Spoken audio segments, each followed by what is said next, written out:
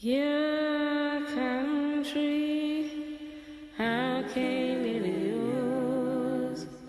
Before the pilgrims landed, we were here. Your country, how came it yours? Before the pilgrims landed, we were here.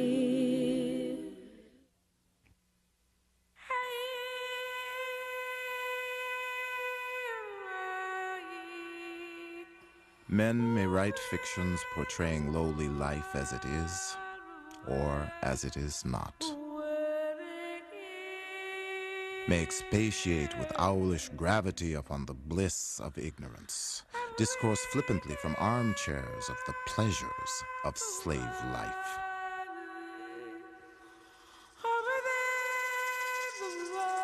But let them toil with him in the field, sleep with him in the cabin, feed with him on husks. Let them behold him scourged, hunted, trampled on, and they will come back with another story in their mouths. Let them know the heart of the poor slave, learn his secret thoughts, thoughts he dare not utter in the hearing of the white man. Let them sit by him in the silent watches of the night, converse with him in trustful confidence of life, liberty, and the pursuit of happiness. And they will find that 99 out of every 100 are intelligent enough to understand their situation and to cherish in their bosoms the love of freedom as passionately as themselves. Solomon Northrop, 12 years a slave.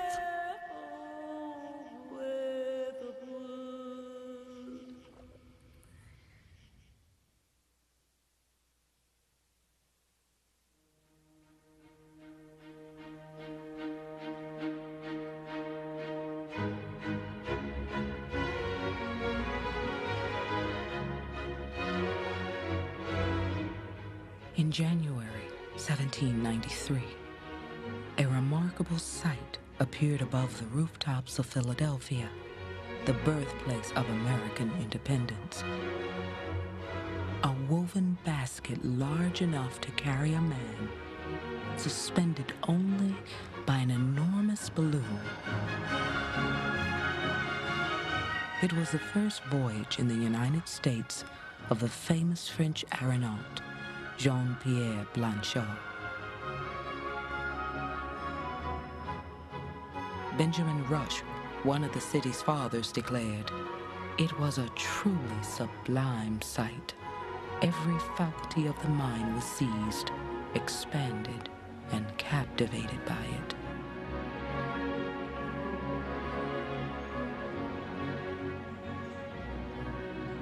We're into the age of enlightenment, and the balloon is certainly a product of it, because we're talking chemistry with the gases that expand it. We're talking about aeronautics with the principles that developing principles that hold it up. And we're also talking about that kind of optimism that, that the mind can do anything. Part of what the Enlightenment gave people faith in was this notion of a doctrine of progress, that history itself could be progressive, that human beings and the human character and human nature could be improved, maybe even perfected. And in America now, there was the spreading belief that liberty would expand, and the contradictions to that liberty, the problems that that liberty would face, would somehow be dissolved or absorbed.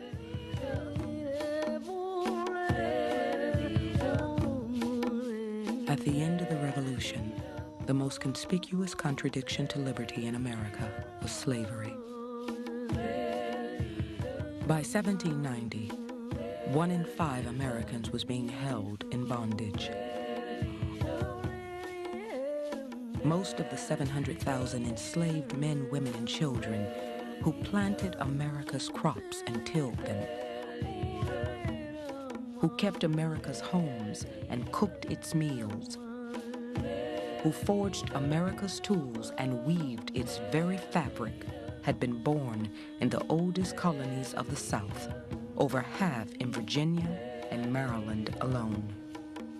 And though they were not untouched by the rhetoric of progress and equality that swept the young nation in those days, neither were they freed by it. America had decided in its first documents to keep nearly all the Africans now in America slaves. The Constitution prohibited even a vote on ending the slave trade until 1808. Still, blacks claim out of the American Revolution their own kind of a Declaration of Independence, that they claim their own place now in this republic, that they refuse to let America say that the Declaration of Independence only applies to white people. In all of the ways that blacks start writing petitions to state legislatures, the ways that they appropriate the very language of the Declaration of Independence to their own uses, it's quite clear that they saw themselves as vessels of the legacy of this revolution. During the Revolution, Thomas Jefferson had written the words, "All men are created equal." He had defined the spirit of resistance and shaped the foundation of American democracy. And in the early years of the new republic, his writings would give voice to the paradox of human bondage in the land of life, liberty, and the pursuit of happiness. Jefferson always believed, always stated, in any case, that the right of one man to hold another as property was an illegitimate form of property. From his earliest public pronouncements, Jefferson announced that there was something profoundly wrong with the entire concept of slavery. Yet, like most Virginians of his day and class, he found it virtually impossible to live without all of this unfree labor. In 1793, Thomas Jefferson was Secretary of State and the owner of over 130 human beings. Jefferson knew firsthand of the injustices of slavery, and his writings, both public and private, warned of a day when the slave would rise, as he put it, from the dust.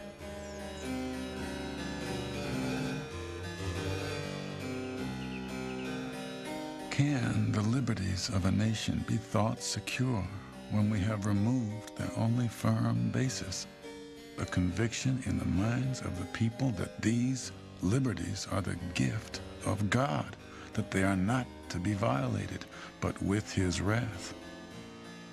Thomas Jefferson.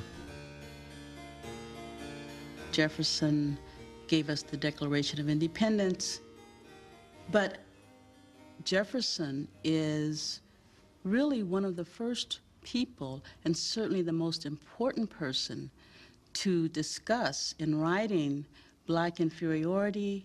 He's the first person to discuss in writing the idea that blacks and whites cannot live together as equals. In 1781, 5 years after he composed the Declaration of Independence, Jefferson wrote notes on the state of Virginia. In it, he answered queries about the mountains and rivers, cascades and caverns, several pages devoted to the average fall of rain. But in Query 14, the administration of justice and the description of the laws, Jefferson turned his attention to the character of his slaves. Their griefs are transient, he wrote. Their odor, disagreeable. Are not the fine mixtures of red and white the expressions of every passion by greater or less suffusions of color in the one, preferable to that eternal monotony which reigns in the countenances, that immovable veil of black which covers all the emotions of the other race? Add to these flowing hair, a more elegant symmetry of form, their own judgment in favor of the whites, declared by their preference of them, as uniformly as is the preference of the orangutan for the black women over those of his own species. Jefferson had to find excuses for why he said one thing and practiced another. And so his answer was that Africans and their descendants were biologically inferior to Anglos, and therefore they were essentially children. And it was his responsibility, his duty, to care for these people who simply couldn't care for themselves in a free world.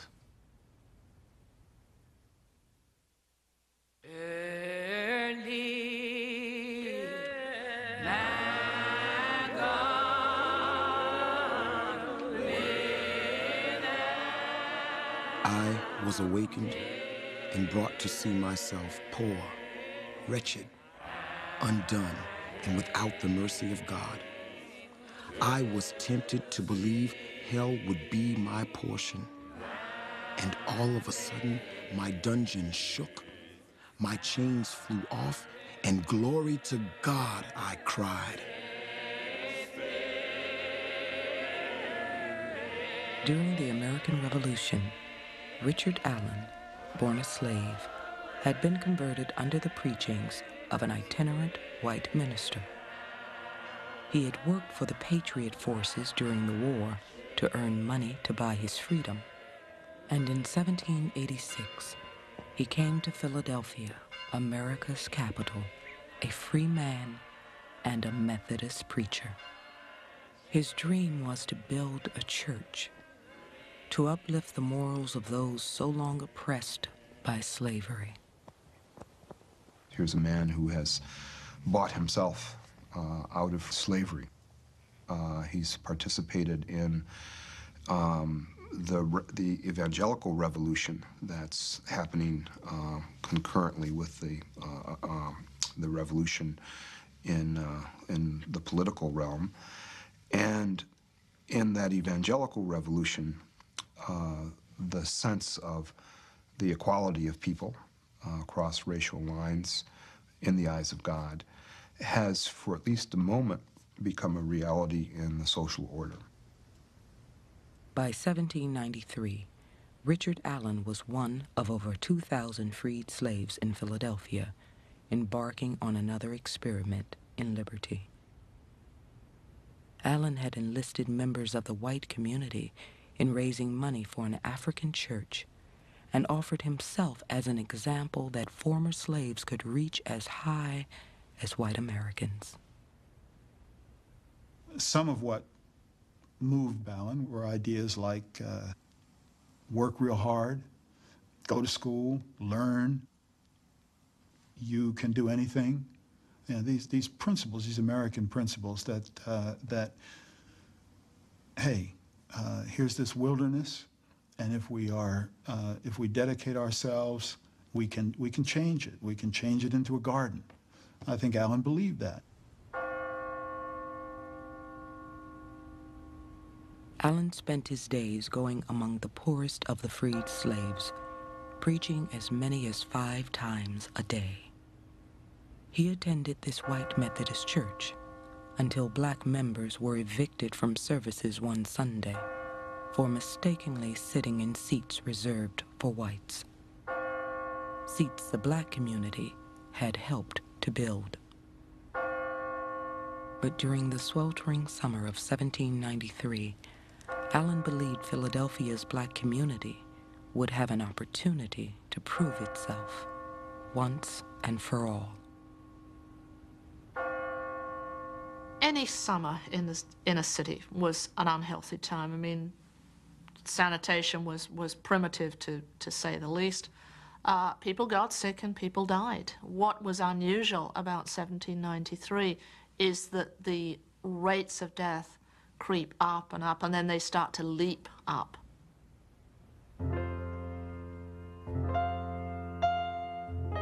A malignant fever has broken out in Water Street, which has already carried off 12 persons. The disease is violent and of short duration. In one case, it killed in 12 hours, and in no case has it lasted more than 4 days. Benjamin Rush, Philadelphia.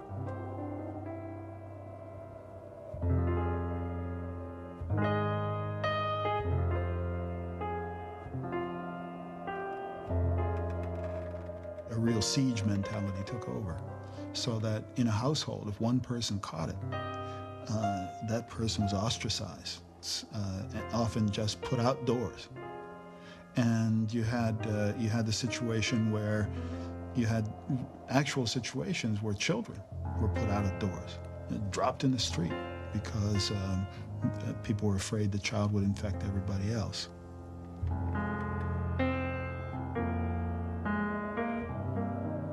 It's a scary moment. It's a moment of absolute chaos. The government flees town.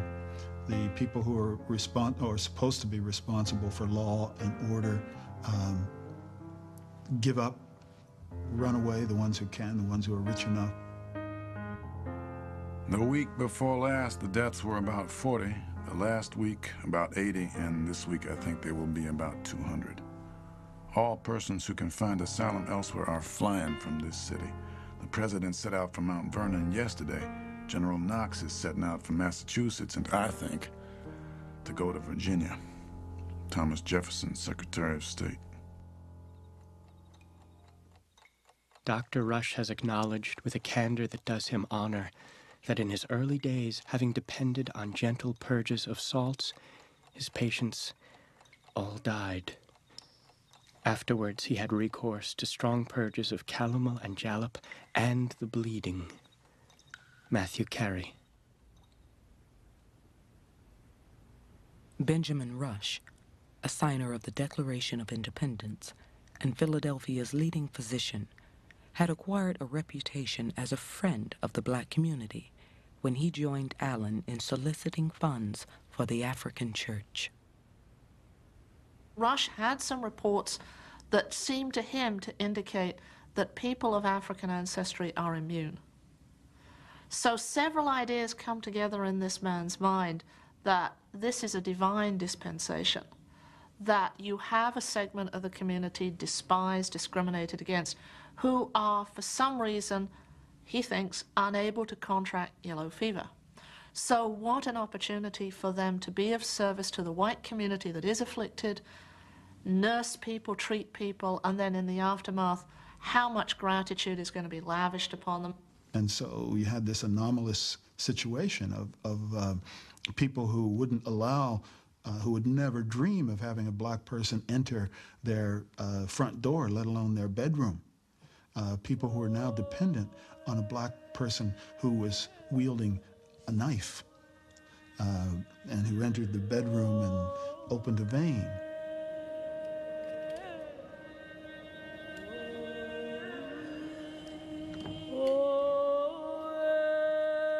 I don't know what the people would do if it were not for the Negroes, as they are the principal nurses.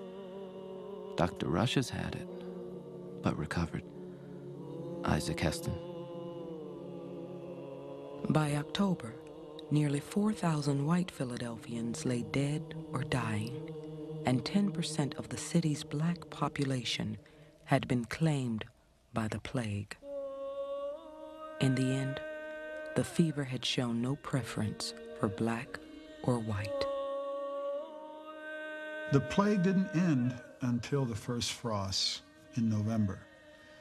And then there seemed to be this miraculous lifting of the curse.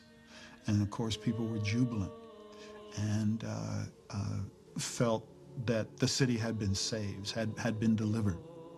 And then race rises up and begins to become the organizing principle. With the cool weather came accusations and charges against the black nurses, cart drivers, and grave diggers, charges of wrongdoing, of profiteering, and of murder. The yellow fever epidemic is a harbinger of things to come for African Americans because it's a place where African Americans put in a lot of energy, hoping to earn themselves a place in American society. And as a result, they are vilified for it. What we see is folks beginning to dig in and become entrenched for this long struggle that they saw on the horizon. So we have this, how do we live for today, and also how do we live for tomorrow? What is it that will make things better for our children and our grandchildren? And this planning and strategizing was beginning to form in earnest. The following year, in the shadow of Independence Hall, Richard Allen opened his church, that it would be a gathering place of souls. It was called Bethel, House of God.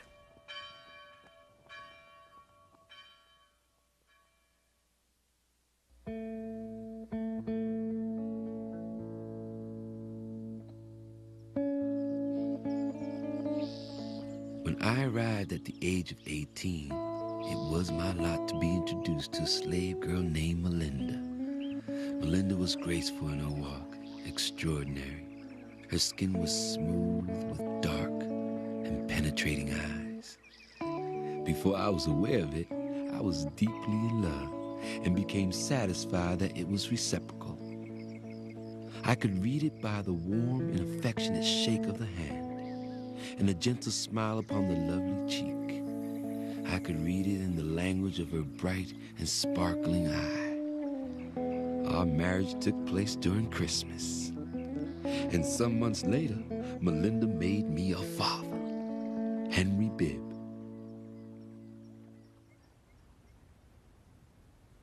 Slave marriages took many forms, from elaborate weddings to a couple's jumping over a broomstick hand in hand. When ceremonies were conducted by white ministers, the phrases, "Till death do you part," and "Those whom God has joined together let no man put asunder," were customarily omitted, since slave marriages were neither legal nor secure.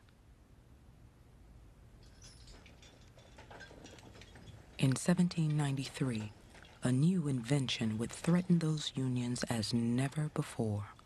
That year, an application for a patent was made by a school teacher named Eli Whitney.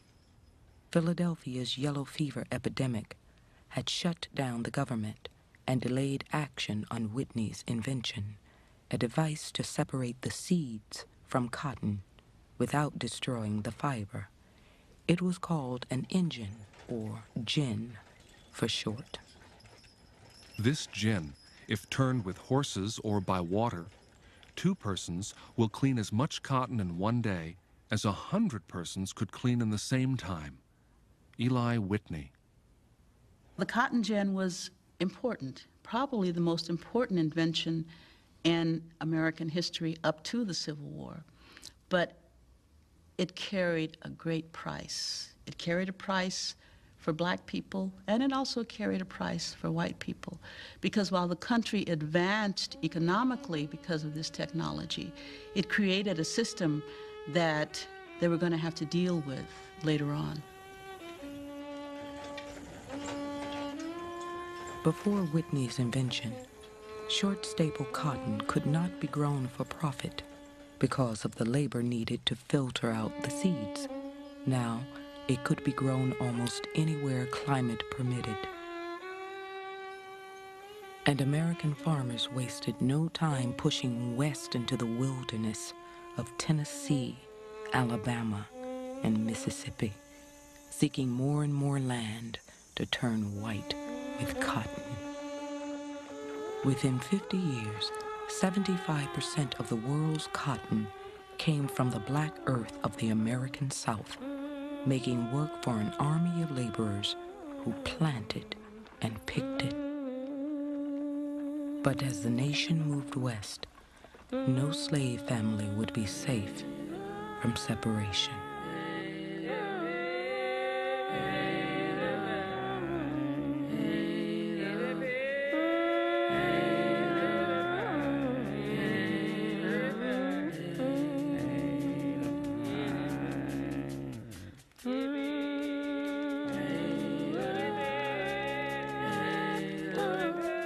When my babe was born, it weighed only 4 pounds, but God let it live. When he was a year old, they called him beautiful. The little vine was taking a deep root in my existence, though its clinging fondness excited a mixture of love and pain. When I was most sorely oppressed, I found a solace in his smiles. I loved to watch his infant slumbers. But always there was a dark cloud over my enjoyment. I could never forget that he was a slave. Harriet Jacobs.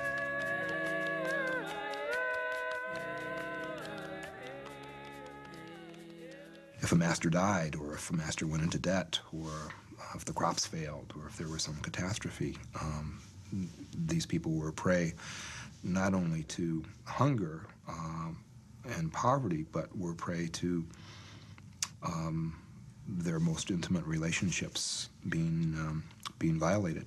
One of the challenges of trying to understand what slavery meant is to somehow balance the big picture of here's this dreadful, oppressive relationship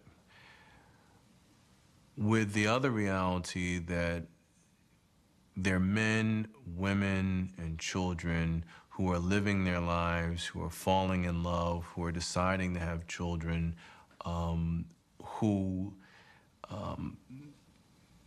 have all the kinds of human frailties of others. After the sale of my mother, my father's master resolved to sell my father to a southern slave dealer. About midnight, my grandfather silently repaired to the cabin of my father, gave him a bottle of cider and a small bag of parched corn, and then, praying to the God of his native country to protect his son, enjoined him to fly from the destruction which awaited him. In the morning, the Georgian could not find his newly purchased slave, who was never seen or heard of from that day. Charles Ball.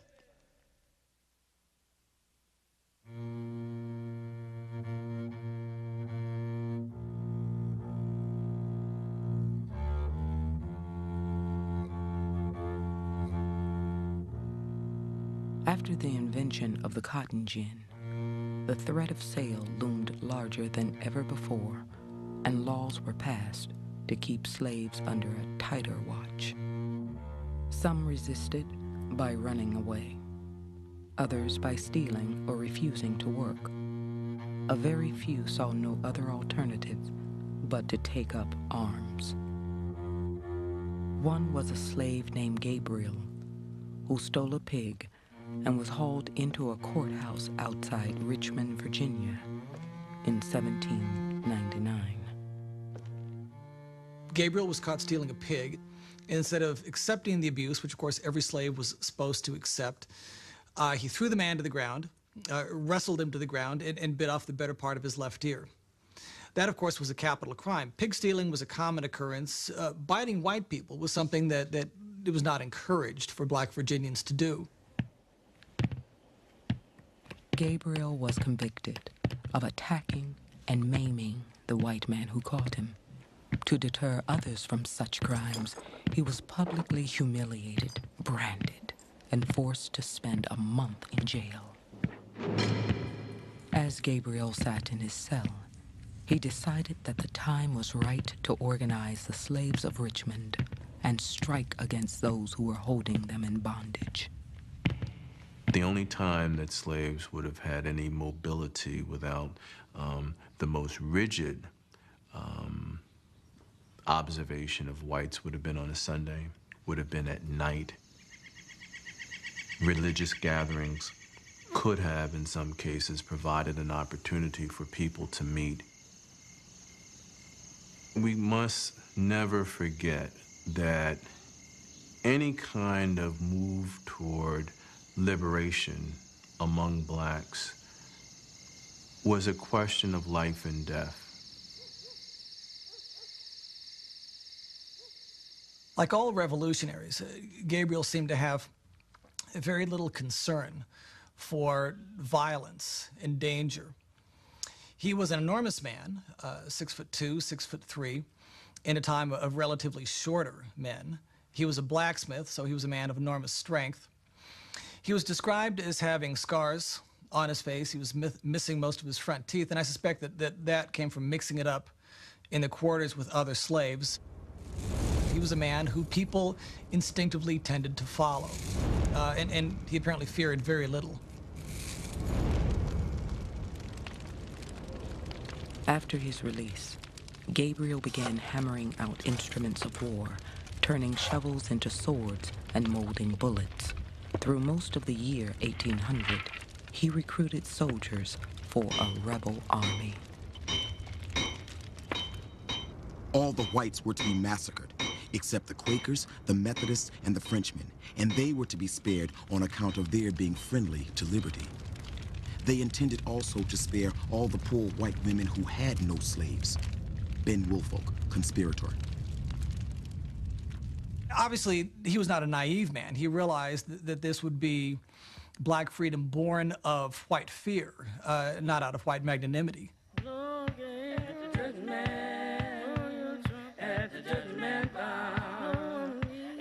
1,000 men was to be raised from Richmond, 600 from Ground Squirrel Bridge, and 400 from Goochland.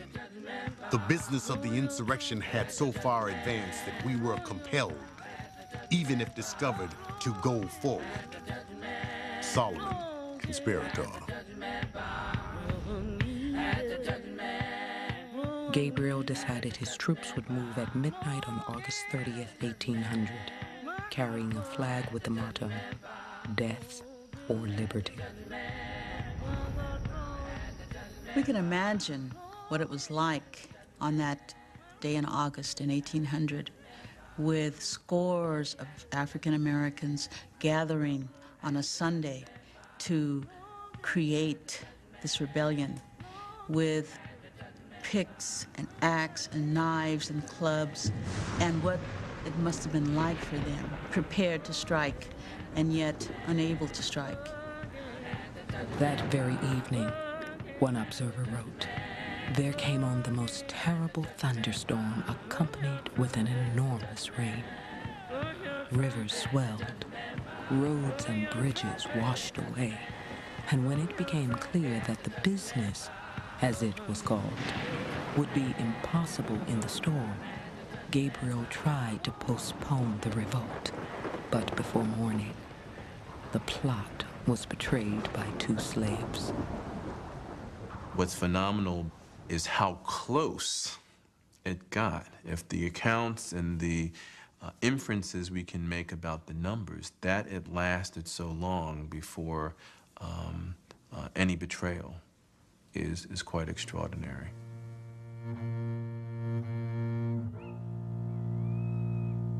Gabriel went to trial on October 6th, 1800. He refused to testify or to explain his actions, but one of the rebels did make a statement. I have nothing more to say in my defense than what General Washington would have had to offer had he been taken by the British and put to trial. I have adventured my life in endeavoring to obtain the liberty of my countrymen, and I am a willing sacrifice in their cause. And I beg, as a favor, that I may be immediately led to execution. I know that you have predetermined to shed my blood. Why then, all this mockery of a trial?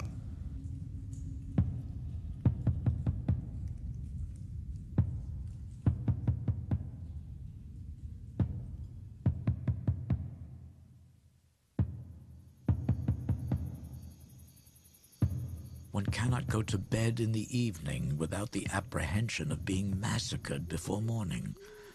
Masters and overseers are obliged to retreat to some secure place during the night or employ armed sentinels.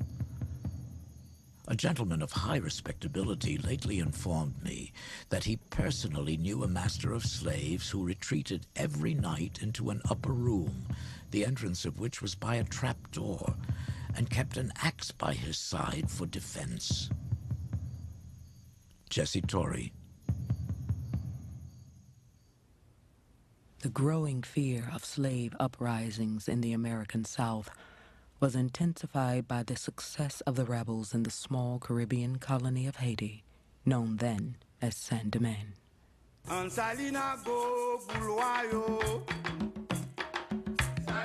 Saint-Domingue had been the most brutal of Europe's colonies in the New World, and the most successful, until a violent slave revolt in 1791 had changed all that, releasing hundreds of thousands from their bondage and overturning the plantation economy.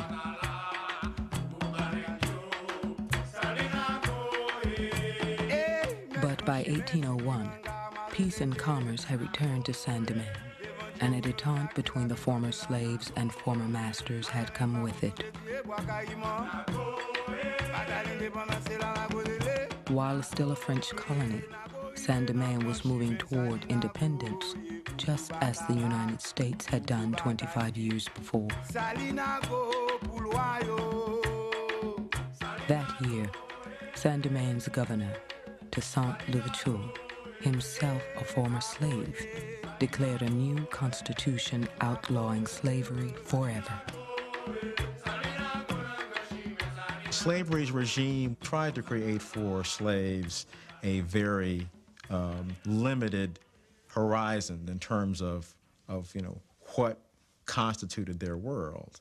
And one of the things that this Saint-Domingue Revolution was doing was really focusing attention at things that were taking place outside and opening up, to some degree, a whole set of possibilities. As vice president, Thomas Jefferson urged Congress to cut off trade with Toussaint. Black sailors from the island mixing with American slaves in southern ports was a threat that could not be contained, he argued.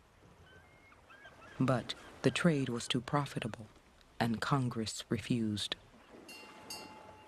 Jefferson's fear was that black Americans, like Gabriel, would be inspired by what they saw taking place just off the shore of America. And he spent virtually his entire career trying to shut down any contact and therefore any movement of information between the American mainland and the Caribbean island. In 1801, weeks after Jefferson's inauguration as America's third president, he was visited by Napoleon Bonaparte's representative in America's new capital, the city of Washington. Napoleon, the first consul of France, was seeking Jefferson's help in reimposing slavery in Saint-Domingue.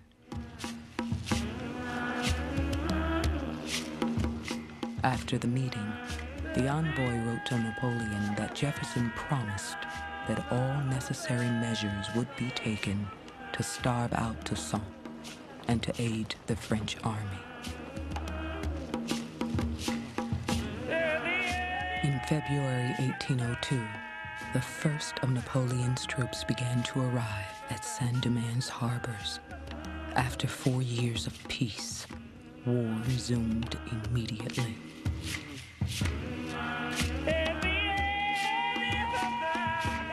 Despite the French effort and despite the Americans' tacit support of that French effort, they managed, nevertheless, to establish independence, to resist and defeat the French force under Napoleon's brother-in-law, and establish an independent country on January 1, 1804, whose name was Haiti. Haiti was now the second republic in the Western Hemisphere, and a stunning example for American slaves. It had taken 13 years and cost over 100,000 black lives, but there would never again be slavery in Haiti.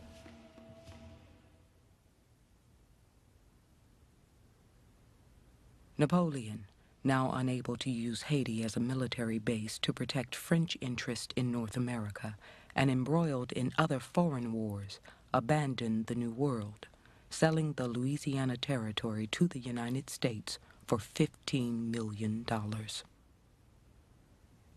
Well, it's ironic that despite Jefferson's own hostility to the Saint-Domingue Haitian Revolution, that the signal achievement of his administration was very much based on the success of that revolution. That was the purchase of the Louisiana Territory. Called the greatest bargain in American history, the Louisiana Purchase doubled the size of the American Republic, making room for 13 new states, all west of the Mississippi River. 4 years later, the first American steamboat would push away from its mooring. And by the 1830s, the Mississippi would be crowded with them, embarking from ports like New Orleans, Louisiana, and Jefferson City, Missouri, laden with slave-grown cotton.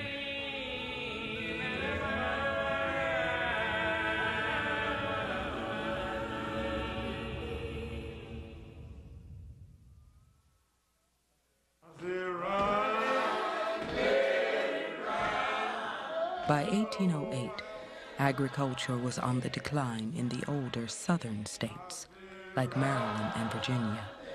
There was not enough work to support the 500,000 slaves now held there. In the North, slavery was dying, and an anti-slavery movement was being born.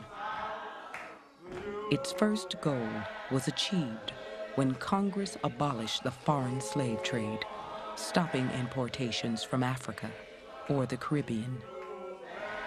The ban was signed into law on January 1st, 1808, the earliest moment allowed by the U.S. Constitution. Let the 1st of January be set apart in every year as a day of public thanksgiving. Let the history of the sufferings of our brethren and of their deliverance descend by this means to our children, to the remotest generations.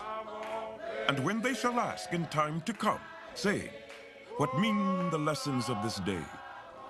Let us answer them by saying, the Lord on this day abolished the trade which dragged your fathers from their native country and sold them as bondmen in the United States of America.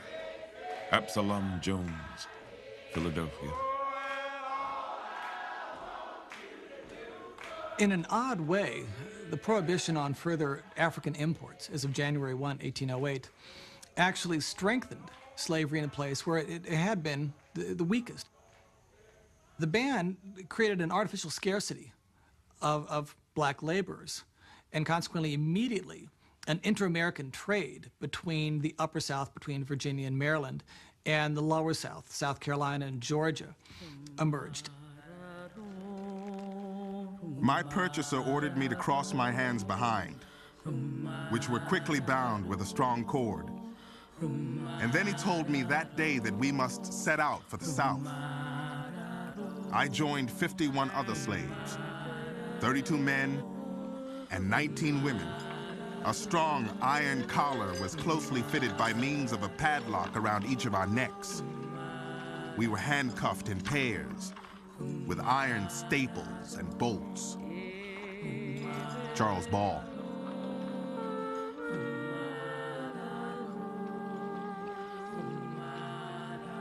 Though slavery would vanish from the North, it would flourish on the new frontier and provide a market for the surplus of slaves in the upper South.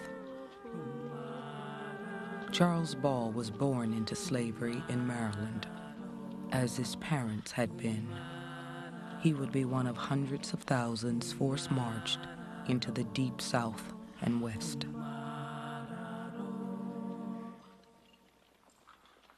If one was between the age of roughly 18 and 30, you had about a 1 in 3 chance of being sold to South Carolina or to Mississippi. Some masters, and Jefferson falls into this category, tried to sell women with their children, but for slave men, they were not regarded as being part of the family. And if we think about someone such as Charles Ball, who is married, who has children, his first thought when he's captured, when he's taken, he makes the request that, can I at least see, well, his first thought is the issue of the fertility of any resistance. And then his thought immediately goes to facing that quickly. This is a fait accompli.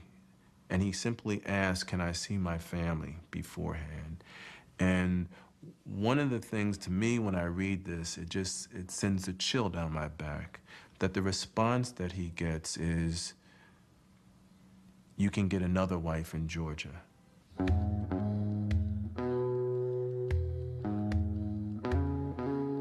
We all lay down on the naked floor to sleep in our handcuffs and chains. The women, my fellow slaves, lay on one side of the room, and the men who were chained with me occupied the other. I at length fell asleep, but was distressed by painful dreams. My wife and children appeared to be weeping and lamenting my calamity, and beseeching and imploring my master on their knees not to carry me away from them. My little boy came and begged me not to go and leave him, and endeavored with his little hands to break the fetters that bound me. Charles Ball.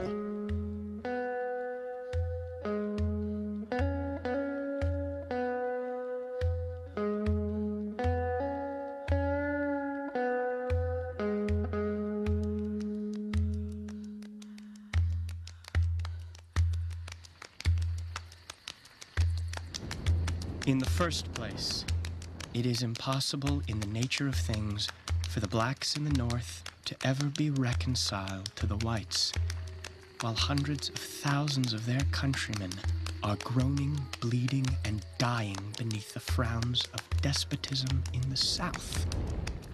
Suppose an army of them should march on Philadelphia. What havoc would a handful of infuriated Negroes occasion? Thomas Brannigan.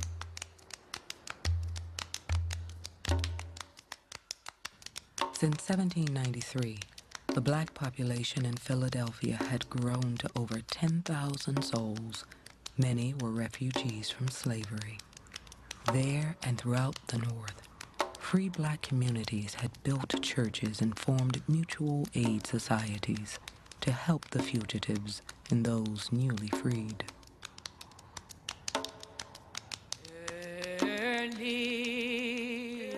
And on April 11, 1816, the African Methodist Episcopal denomination, uniting congregations throughout the country, was founded at Richard Allen's Bethel Church in Philadelphia. Allen was consecrated its bishop. Arguably, the AME Church was the main black institution for most of the 19th century. It served as a forum for political organization, for economic cooperation. It served as a place where blacks could express themselves in a public arena. It served as a focal point for the organization of free black communities. As the black population in northern cities grew, some whites worried that the peace and security of the nation was at stake. Three times from 1805 to 1814, bills were introduced to ban further black immigration into Pennsylvania, and by 1816, black citizens were shut out of public celebrations on the 4th of July. That year, a group of white politicians and ministers met in Washington, D.C. to discuss the problem of free black people in the United States. You genuinely had individuals who were concerned about the future of black people in America, whether it be from purely racial motivation that they did not like the prospect of living alongside black men and women who would be fellow citizens, or whether it was because they wanted to protect their slave investments and felt that free black people were likely to incite the slaves to rebellion. On New Year's Day, 1817, the concerned statesmen gathered in Washington founded the American Colonization Society, with support from the federal government. Its mission was to resettle free black people outside the United States. The ACS would list among its members President James Monroe, the author of the Star-Spangled Banner, George Washington's nephew, and a famous anti-colonizationist from Tennessee named Andrew Jackson. This is the same generation, bear in mind, that forced thousands of Georgia Cherokees to move to Oklahoma. And so the idea of moving people around to make this a more perfect white man's country was not nearly as irrational as it often seems to us. Days after its founding, the American Colonization Society contacted James Forten, a wealthy businessman in Philadelphia's black community. The ACS hoped free black people would see their future in a place like Sierra Leone, an English colony on the coast of West Africa.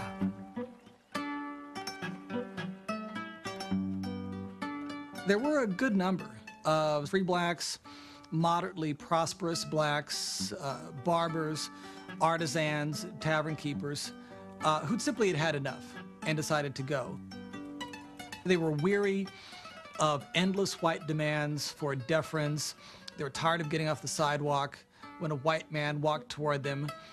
They decided, as the antebellum period dragged on, that America never would give them an even break.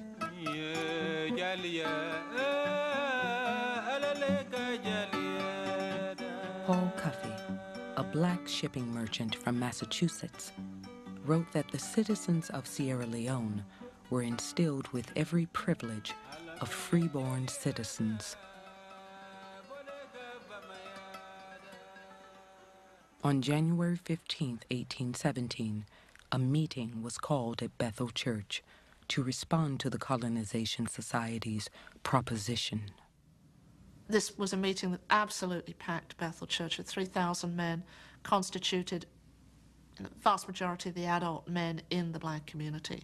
It was a tremendous meeting, and led by the very people that they had the greatest reason to respect: Richard Allen, Absalom Jones, James Forten, men who had proven themselves over and over again, whom the community was accustomed to look to for leadership, for assistance, for guidance.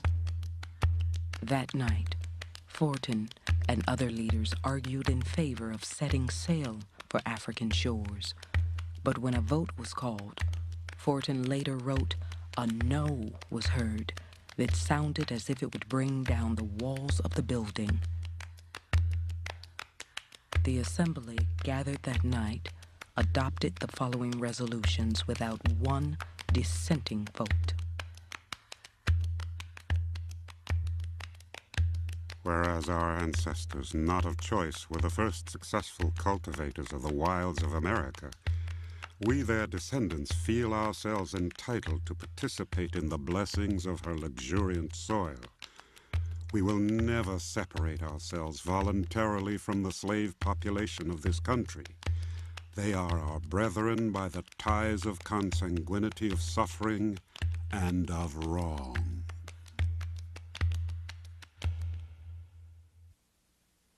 Tis thee, oh,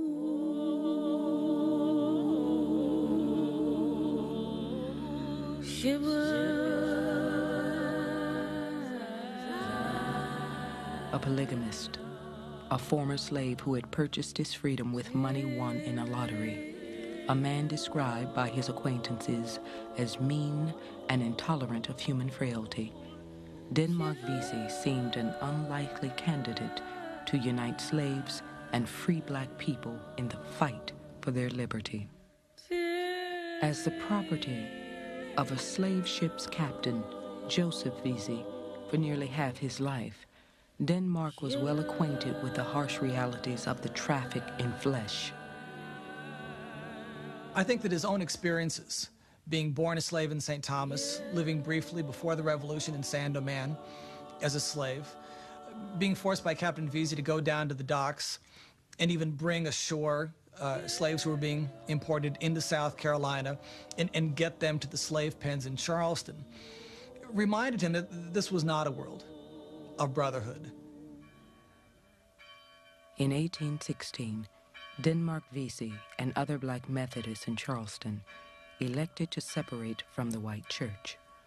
By 1820, there were some 3,000 members of the city's African church, accounting for nearly a third of the members of the AME denomination nationwide. The church was opening this horizon. People were experiencing this conversion so that all of a sudden they see themselves as a part of this larger world, this larger God, this cosmos, where they have rights. When white authorities shut down Charleston's African church, church members decided it was time to orchestrate a plan to free the slaves of Charleston. They were led by Denmark Vesey. Vesey called a meeting to organize the strike, excluding, he said, slaves who accepted presents of old coats from their masters, and the pastor in charge of the African church. I one night met at Vesey's a great number of men. Vesey said the Negroes were living such an abominable life, they ought to rise. I said I was living well. He said though I was, others was not, and that it was such fools as I that were in their way. Frank. The number of conspirators in Vesey's plot was estimated to be in the thousands, making it the most far-reaching insurrection planned in North America. Denmark Vesey's plot against Charleston, South Carolina, was one of the most significant of the attempts to strike against slavery by American slaves. It was probably the most elaborately planned of the conspiracies that we know about. And it's interesting in several regards. One of the ways in which it's interesting is that it appeals to both biblical Christianity and to African conjure. Jack Pritchett called on me. He's sometimes called Gullah Jack, sometimes Cooter Jack. He said, put into your mouth this crab claw, and you can't be wounded. He said all his country born promised to join because he was a doctor, that is a conjurer.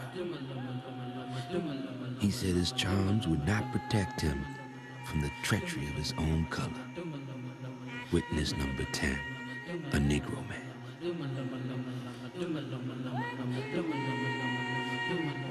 Unlike Gabriel 20 years before, Vesey planned to spare few whites.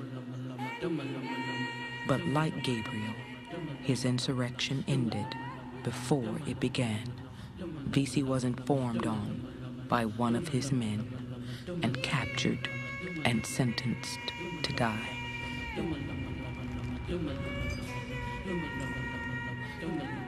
Denmark Vesey, it is difficult to imagine what infatuation could have prompted you to attempt an enterprise so wild and visionary.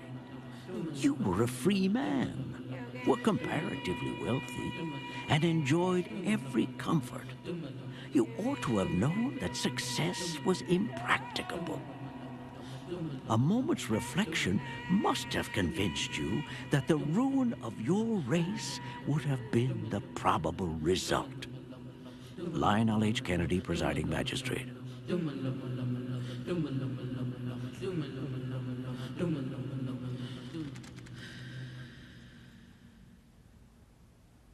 In the aftermath of the Vesey conspiracy, white citizens of Charleston tore down the African church, brick by brick.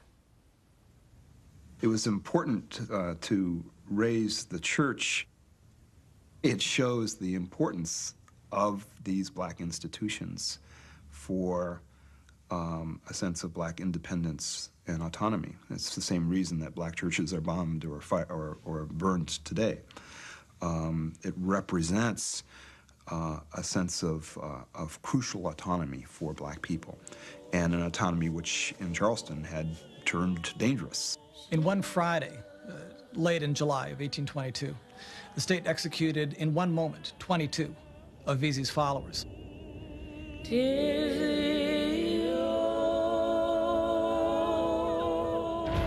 Instead of using the regular gallows, they simply tossed ropes over an old wall known as the Lines that was built in the northern part of Charleston. The 22 were all slaves. A crude platform was built for them to stand on, but the platform was so low to the ground that when the slaves fell, their necks didn't break, and they were slowly strangling to death.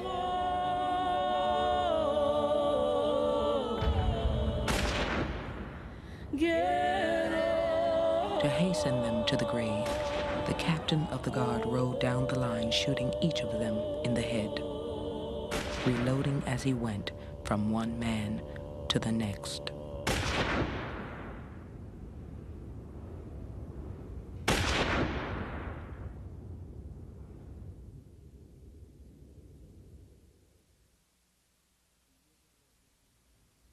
The year before Vesey was executed, Missouri was the second territory carved out of the Louisiana Purchase to be admitted to the Union. Despite protests from the North, the Compromise of 1820 allowed Missouri to come in as a slave state.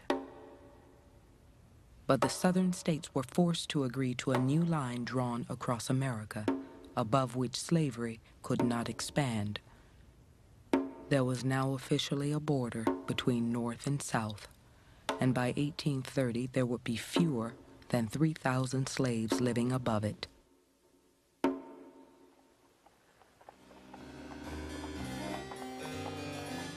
Writing in 1820, Thomas Jefferson expressed the opinion that this line would never be obliterated, and that every new irritation would mark it deeper and deeper. As it is, we have the wolf by the ear, and we can neither hold him nor safely let him go. Justice is in the one scale, and self-preservation in the other.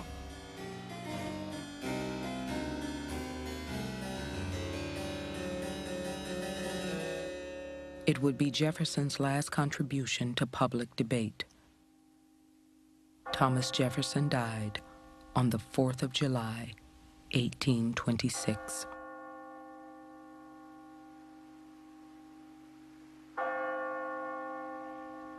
When Jefferson died on the 50th anniversary of his most celebrated document, for white America, it was a moment to ponder the meaning of the Revolution and to make a new commitment to revolutionary ideals.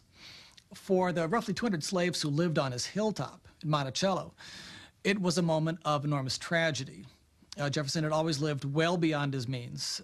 He died in great debt, which meant it was quite clear that his heirs were going to liquidate.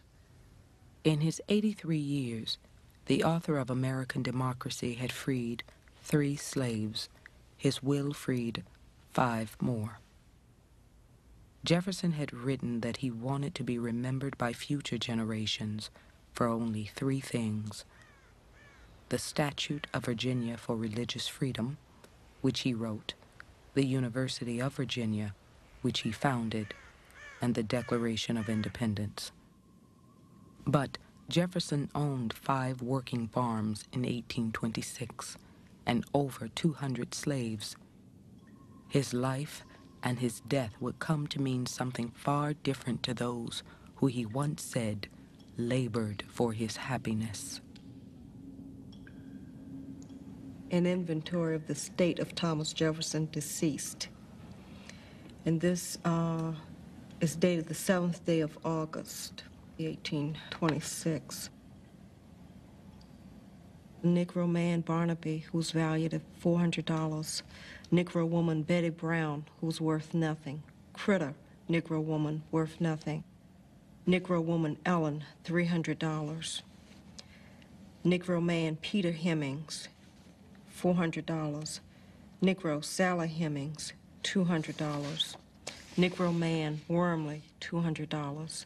Negro woman, Ursula, and her young child, $300. Negro woman, Ann, and her young child, $350. And it goes on down. It lists all of his slaves. This Negro woman, Ursula, and her young child, and a few of her other younger children were sold to the university for $1,100, along with some other household goods. To satisfy Jefferson's enormous debts, 130 slaves were sold in one auction, most away from the only home they had ever known.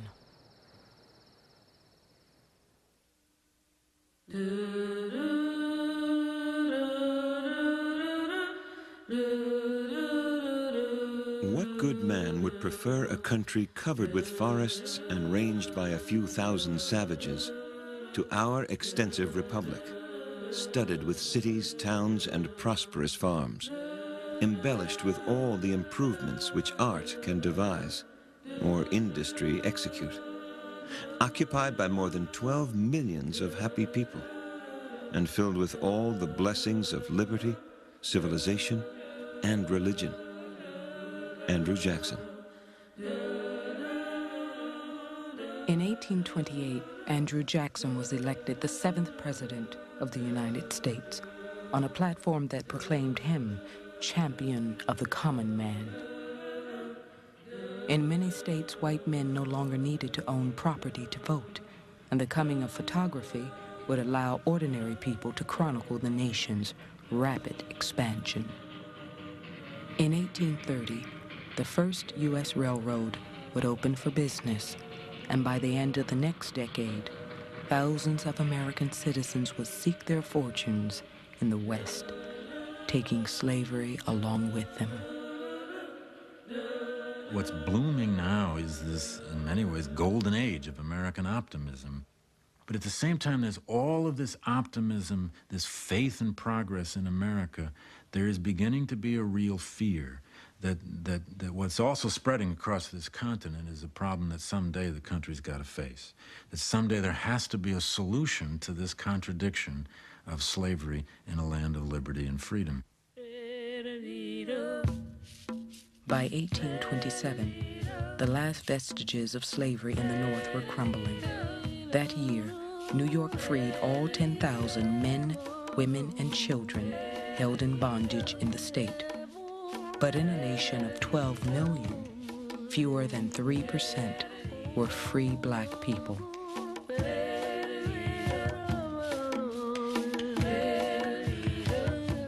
The more you improve the condition of these people,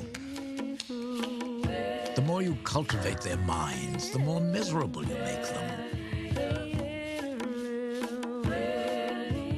You give them a higher relish for those privileges which they can never attain, and turn what we intend for a blessing into a curse. Elias B. Caldwell.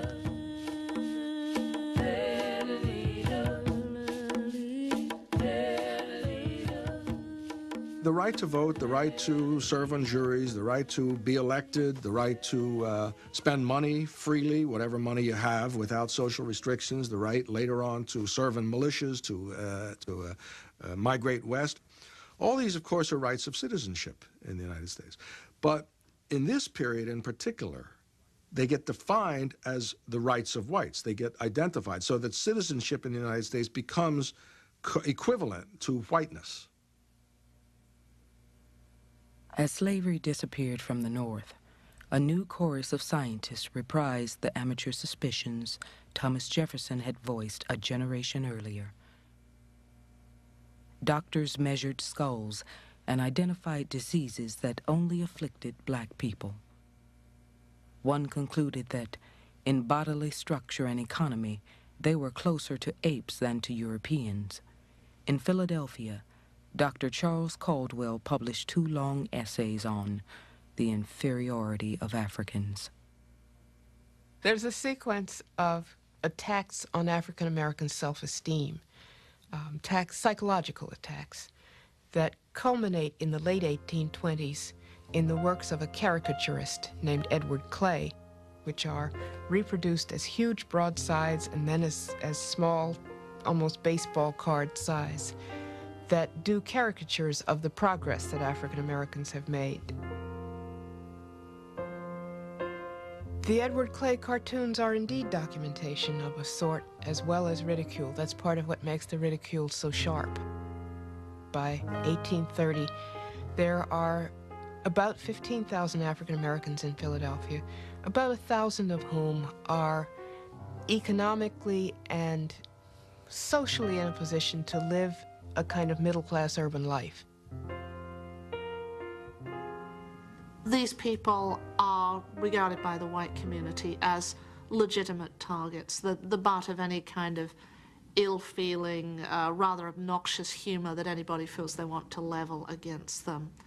And very clearly that is something that might have been there in certain segments of the white community earlier, but hadn't surfaced in the way it would do in the 1820s, 1830s.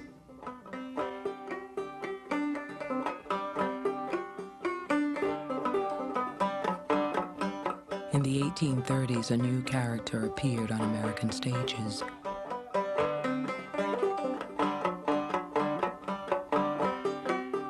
First called Jim Crow, then Zip Coon, Snowball, Sambo.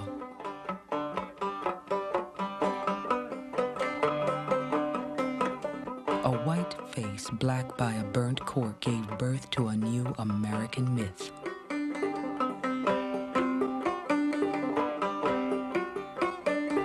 The happy slave, the black man in his natural condition.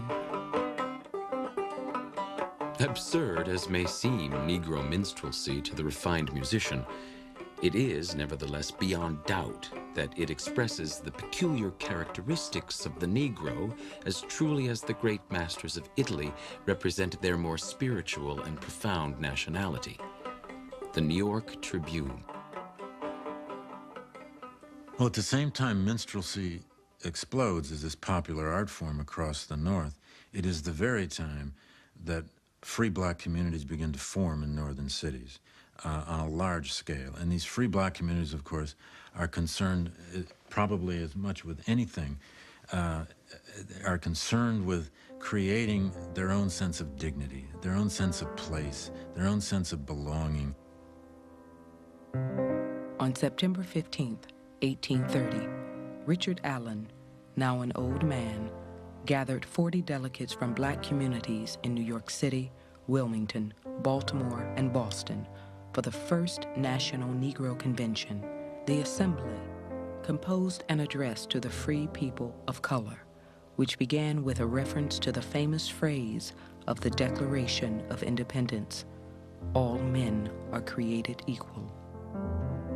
I think that the real consciousness of an African American community, as opposed to Africans kind of scooping themselves together and trying to make a community, that the real consciousness comes with that convention in 1830. They're never again without some organization that meets nationally at least once a year and gets together and talks about, well, where are we now and what do we do next? Out of the National Negro Convention movement would come boycotts of slave-produced goods, strategies for ending segregated passage on steamboats and stagecoaches, and a call for slave rebellion in the South.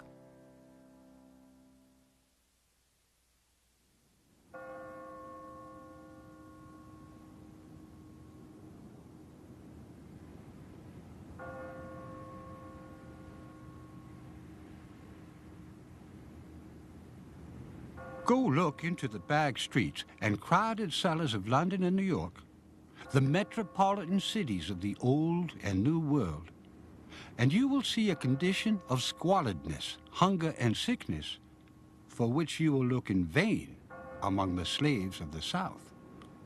The Negro race is nowhere upon the broad face of the earth more elevated in moral character than among the slaves of the South. The Reverend Iverson L. Brooks. In part because of the growth of the cotton economy, the White South, especially the Lower South, South Carolina, Georgia, began to articulate a fairly new idea, which was that slavery was not a bad thing in any way, but that it was a positive good for all concerned, that it allowed for white American civilization to advance by taking whites out of menial labor. It allowed for Africans to be civilized by bringing them into contact with allegedly superior white culture and the Christian faith. In his narrative, published in 1836, Charles Ball wrote that the slaves were ready enough to receive the faith which conducts them to heaven on account of their sufferings, but they were not so willing to sit down in paradise with the whites who had oppressed them on earth. The Negro's heaven will be no heaven to him if he is not to be avenged of his enemies. I know from experience that these are the fundamental rules of his religious creed because I learned them in the religious meetings of the slaves themselves. Charles Ball. There is a sense of a providential journey in the African American experience from the beginning of the cotton gin as a method of expanding slavery and creating havoc in black life through the separation of families, through this incessant labor, which seems to be able to go on in perpetuity. For African Americans, it represents a period when their idea of providence is that this is not pleasing in the sight of God. Though black slaves made up only a small fraction of American Christians in the early 19th century, many who converted seized eagerly on the idea of divine retribution. One was a slave preacher named Nat Turner. Turner's actions in the summer of 1831 would force America to face its deepest fears and help a mounting abolitionist movement gain the attention of the nation. While laboring in the field, I discovered drops of blood on the corn, as though it were dew from heaven. And as the blood of Christ had been shed on this earth and had ascended to heaven for the salvation of sinners, it was plain to me that the Savior was about to lay down the yoke he had borne for the sins of men, and the great day of judgment was at hand. Nat Turner. God in the Old Testament often worked through acts of violence and often protected the Israelites through acts of violence. And it was in that tradition that Nat Turner situated himself. He was an avenging Messiah who had come to save his people from the sinfulness of the slaveholding South. Nat Turner was born in the year 1800, the week before Gabriel was hanged. In 1825, Turner voluntarily returned to bondage after successfully making his escape. The Spirit had appeared to him, he said, and told him to return to his earthly master. But in 1828, the Spirit appeared to him again. I heard a loud noise in the heavens, and the Spirit instantly appeared to me and said the serpent was loosened, and Christ had laid down the yoke he had borne for the sins of men, and that I should take it on and fight against the serpent, for the time was fast approaching when the first should be last and the last should be first. And immediately, the seal was removed from my lips, and I communicated the great work laid out for me to do. Nat Turner.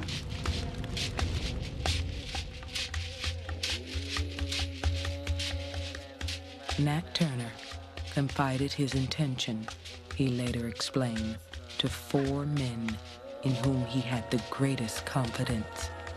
It was agreed that they would prepare a dinner, arm themselves, and then begin God's work. The issue here is God made us to be free. God is empowering us to claim this freedom which God has promised to us. And so what we see is that with Nat Turner, the key concept is deliverance. The work of death began on August 21st, 1831, and lasted for 36 hours as more than 40 slaves joined Turner and his men in open rebellion. In the end, at least 55 white people were dead. An abolitionist newspaper in Boston, The Liberator, reported that whole families had been cut off. Not a mother, not a daughter, not a babe left. Putnam Moore, the young boy who legally owned Nat Turner, was murdered in the bed where he lay sleeping, outside Jerusalem, Virginia. It's horrifying. There were young children who were killed, but you can feel the rage, and you can feel the anger, and you can wonder whether slavery ever would have ended without that sort of rage. Nat Turner was hanged and then skinned in 1831. And for the first time, politicians in Virginia seriously considered a plan for abolishing slavery, but couldn't bring themselves to do it. Slavery was the soul of American progress. Without it, many argued, there would be no future. But to the growing abolitionist movement, Turner's rebellion was the beginning of the end. What we have so long predicted has commenced. The first drops of blood, which are but a prelude, have fallen.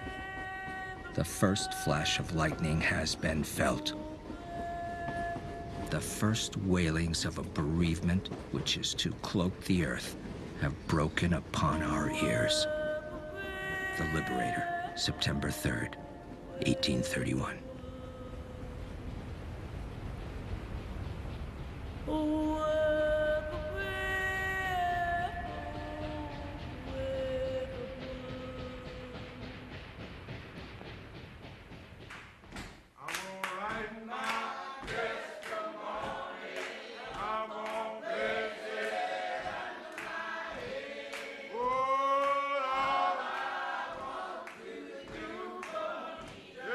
To learn more about Africans in America and to see the teacher's guide for the series, visit the Africans in America website at www.pbs.org. Next time on Africans in America, the nation grows rich off the blood and sweat of enslaved African Americans. The country is on the brink of change as abolitionists in the segregated North ignite uprisings for freedom. What was also at stake was the whole future of the United States. To purchase the Africans in America home video, companion book, or CD soundtrack, call 1-800-255-9424.